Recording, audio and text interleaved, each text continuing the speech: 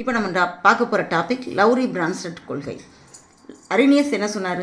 அமிலம்னா நீர் கரைசலில் H+ அயனிகளை கொடுக்கும், காரம்னா நீர் கரைசலில் OH- அயனிகளை கொடுக்கும் அப்படின்னு சொன்னார். லவ்ரி பிரான்ஸ்டட் என்ன சொல்கிறாரு அப்படின்னா, அவரோட கொள்கை வந்து புரோட்டானோட கொள்கை, புரோட்டான் கொள்கை.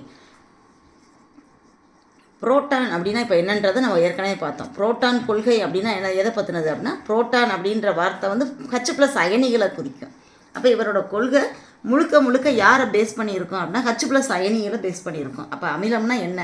அமிலம் அப்படின்னு சொன்னோம்னா, அமிலமானது H+ அயனிகளை வழங்கக்கூடியதாக இருக்கும். H+ அயனியை யார் வழங்குறாங்களோ அவங்க அமிலம். காரம்னா என்ன? H+ அயனிகளை ஏற்றுக்கொள்வது. அப்போ H+ அயனிகளை ஏற்கும் ஆள், ஏற்கும் தொகுதி காரமாக இருக்கும் கண்டிப்பாக. இப்போ இவங்களோட கொள்கைப்படி ஒரு சின்ன ஈக்குவேஷன் போடுறோம். ஹைட்ரோக்ளோரிக் அமிலம் நீர் கரைசலில் எப்படி இருக்குதுன்னு பார்க்குறோம். HCl H+ ஆகவும் Cl- ஆகவும் பிரியும். H+ எப்போவுமே என்ன செய்யும் அப்படின்னா, இந்த H2O ஏற்றுக்கொண்டு H3O+ தான் இருக்கும். Cl- தனியாக இருக்கும். அப்போ இந்த HCl அந்த பக்கம் என்னவா மாற்றப்பட்டிருக்கு அப்படின்னா Cl- ஆக மாற்றப்பட்டிருக்கு.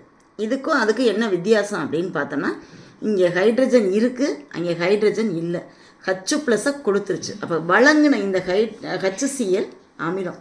HCl என்னது? அமிலம். ஹைட்ரஜனை கொடுத்துட்டு இது மாறக்கூடிய ஆள், மாறக்கூடிய தொகுதி. இது யார் அப்படின்னா காரம். அதுலேயும் இந்த காரத்தை எப்படி சொல்லுவோம் அப்படின்னா இணை காரம். இந்த அமிலத்திற்கு இணையான காரம், அமிலத்திற்கு இணையான காரம். அப்போ இது ரெண்டுக்கும் என்ன வித்தியாசம் அப்படின்னு பார்த்தோம்னா, ரெண்டுக்கு நடுவில் H+ மட்டும்தான் வித்தியாசமாக இருக்கும்.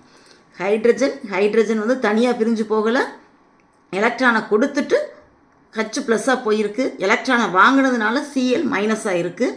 அப்போ H+ H+ கொடுத்துட்டு Cl- மாறி இருக்குது. அப்போ இவங்க அமிலம், அவங்க காரம். இப்போ இவங்களை நம்ம பேர் வைக்கும் பொழுது அமிலம் 1 காரம் 1 அப்படின்னு வச்சுக்கிறணும். அப்போ இவங்க ஹைட்ரோக்ளோரிக் அமிலம் கொடுத்த H+ இந்த HCl கொடுத்த H+ நீர் மூலக்கூறு வாங்கி கொண்டு H3O+ ஆக மாறுது. அப்போ இந்த H2 H+ வாங்குச்சு, H2O H+ வாங்குச்சு. வாங்கினதுனால இந்த ஆள் யார் அப்படின்னு பார்த்தோன்னா காரம். ஏற்கனவே காரம் 1ன்னு போட்டுட்டேன். அப்போ இந்த ஆளுக்கு பேர் கொடுக்கல, நம்ம என்ன பண்ணணும்? காரம் 2. இது ஹைட்ரஜனை வாங்கிக்கிட்டு மாறின இந்த ஆள் அமிலம். அப்போ இந்த ஆளுக்கு பேர் என்ன சொல்லலாம் அப்படின்னா இணை அமிலம். இணை அமிலம், இந்த காரத்திற்கு இணையான அமிலம். அப்போ இவங்க 2 பேரும் ஜோடி. ஜோடினா என்ன போடணும் அப்படின்னா அமிலக்கார இரட்டை, அமிலக்கார இரட்டை, அமிலக்கார இரட்டை. இவங்க 2 பேரும் அமிலக்கார இரட்டை, அமிலக்கார இரட்டை.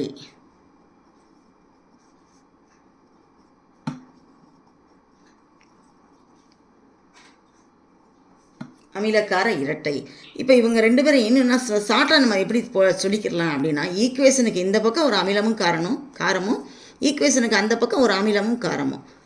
நம்ம இப்போ ஒரு தொகுதியை மட்டும் எடுத்துக்கிட்டு ஹைட்ரஜனை யார் கொடுக்குறா இல்லை யார் வாங்குறா அப்படின்ற ஒரு கான்செப்டை கண்டுபிடிச்சோம்னா, இவங்க அமிலம்னா இவங்களோட ஜோடி காரம், இவங்க காரம்னா இவங்களோட ஜோடி அமிலம்.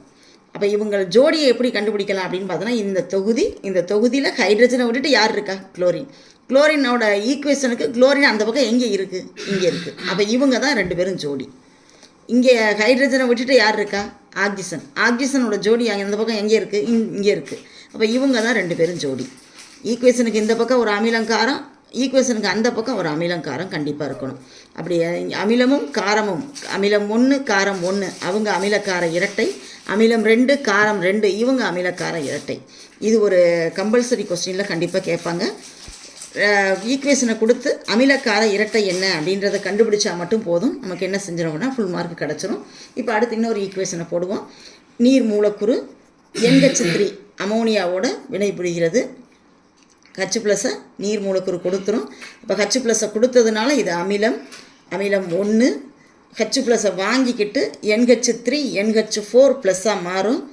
ஹச் ப்ளஸை கொடுத்ததுனால நீரானது OH மைனஸாக மாறும். நீரானது OH மைனஸாக மாறும். அப்போ H2O ஹைட்ரஜனை விட்டுட்டு ஆக்சிஜனை பார்க்குறேன்.